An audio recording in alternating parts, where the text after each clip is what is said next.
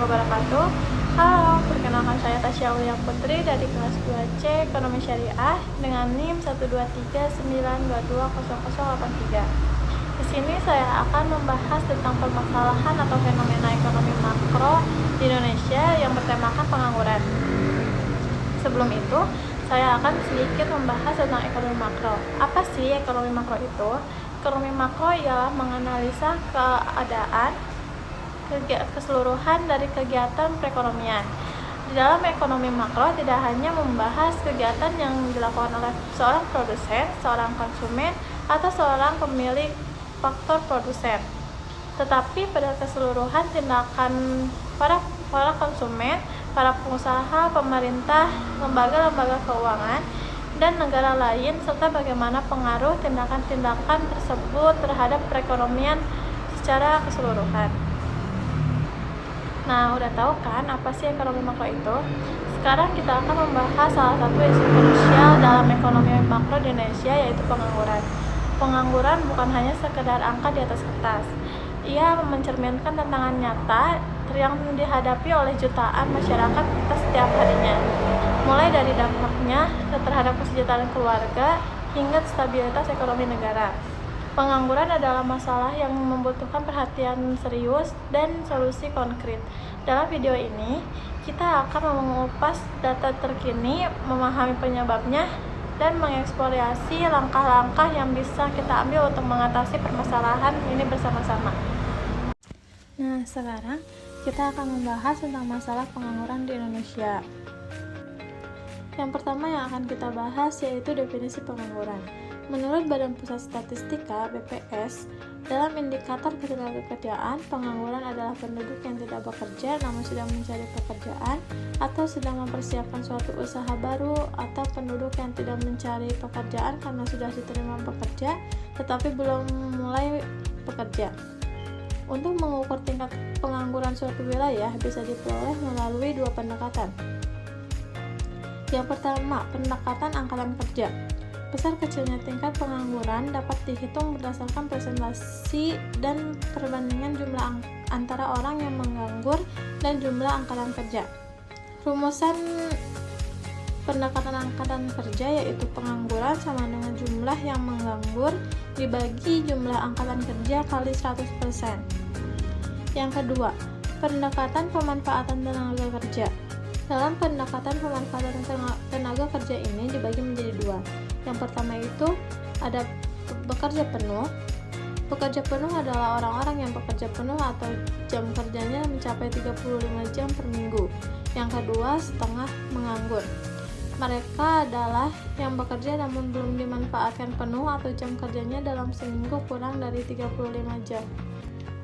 Selanjutnya, teori-teori pengangguran.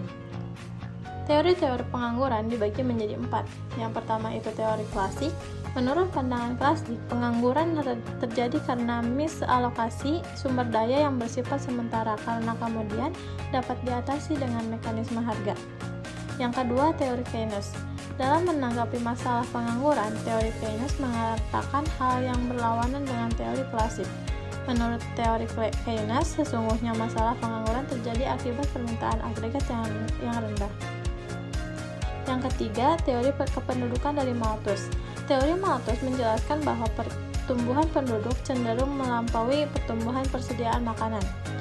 Lalu yang terakhir ada teori sosiologi ekonomi Marxian. Selanjutnya, penyebab terjadinya pengangguran. Ada 5 hal yang menyebabkan terjadinya pengangguran. Pertama, lapangan kerja terbatas. Jumlah lapangan kerja terbatas, sedangkan para pencari kerja yang lebih banyak, sehingga sebagian dari pencari kerja tersebut tidak dapat mendapatkan pekerjaan, maka terjadilah pengangguran. Yang kedua, masalah perkembangan teknologi. Perkembangan teknologi terkadang membuat tenaga manusia tergeser sehingga tergantikan oleh teknologi. Perkembangan teknologi membuat sebagian orang kehilangan pekerjaan atau terjadi efisiensi dan tenaga manusia digantikan oleh mesin. Misalkan, penemuan traktor yang ada pada sektor pertanian membuat tenaga kerja manusia untuk membajak sudah mulai berkurang. Contoh lagi, menjaga jalan tol sudah tergantikan dengan adanya mesin tol otomatis. Yang ketiga, pemutusan hubungan kerja atau PHK. PHK merupakan satu kondisi ketika seseorang terpaksa diberhentikan bekerja dari perusahaannya. Penyebabnya karena perusahaan merugi atau penurunan aktivitas produksi sehingga perusahaan terpaksa tidak mempekerjakan sebagian karyawannya. Akibat PHK, sebagian pekerja harus terpaksa menganggur. Faktor keempat, lokasi bekerja. Terkadang pekerja dan tempat kerja berada pada kondisi yang sangat jauh. Misalkan, kebutuhan tenaga kerja ada di Kalimantan, sedangkan lokasi pekerjaannya ada di Jawa. Sehingga mereka yang di Jawa tidak dapat mendapatkan pekerjaan karena lapangan kerja yang tersedia berada di tempat yang berbeda. Lokasi yang berjauhan membuat sebagian orang terpaksa menganggur. Faktor kelima, ada masalah pendidikan yang rendah dan tidak berkualitas. Pendidikan yang tidak berkualitas membuat para pekerja memiliki keterampilan yang buruk, sehingga mereka tidak dapat mendapatkan pekerjaan sesuai dengan harapan mereka.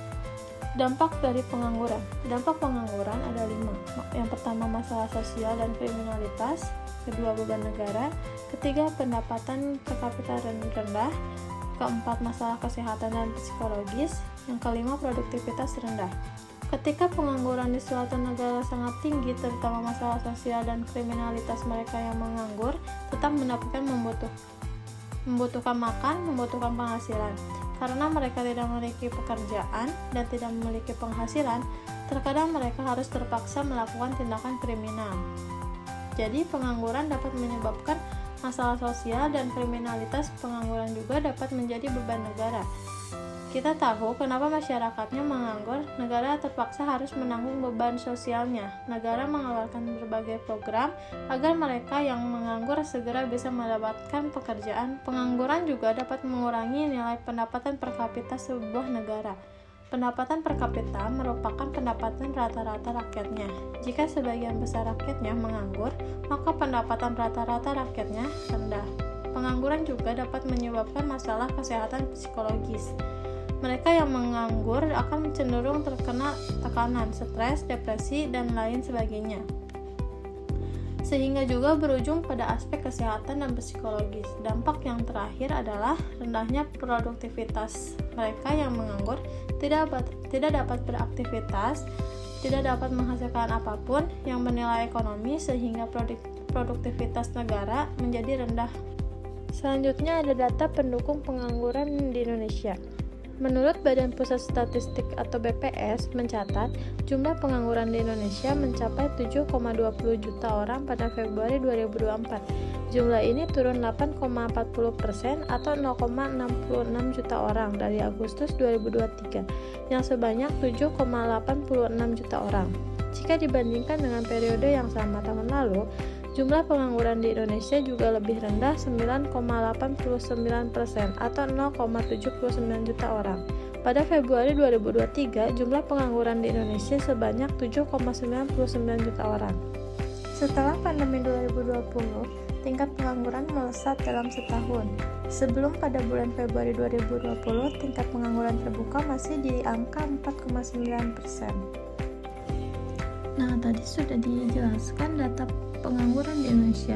Sekarang bagaimana sih solusi mengatasi pengangguran? Ada beberapa hal yang dapat dilakukan untuk mengatasi penganggurannya. Yang pertama adalah meningkatkan kualitas pendidikan. Kita tahu bahwa pendidikan merupakan sesuatu yang sangat penting.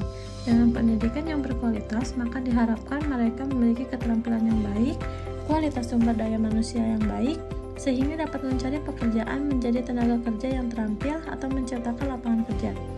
Solusi yang berikutnya adalah meningkatkan investasi. Dalam investasi dapat membuka lapangan usaha tinggi. Tingginya nilai investasi membuat banyak usaha-usaha baru tumbuh. Tumbuhnya usaha-usaha baru tersebut sebenarnya mampu menciptakan lapangan kerja baru, sehingga dapat mengurangi nilai pengangguran yang terjadi di suatu wilayah.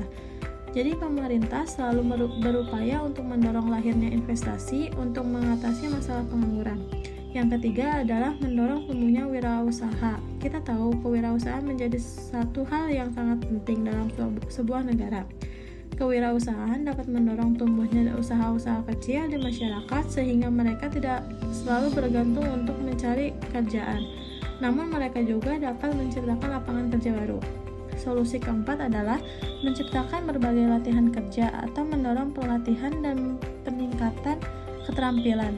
Diharapkan mereka mampu memiliki skill dan keterampilan yang bagus dengan mengikuti berbagai program pelatihan yang selama ini dilakukan oleh pemerintah.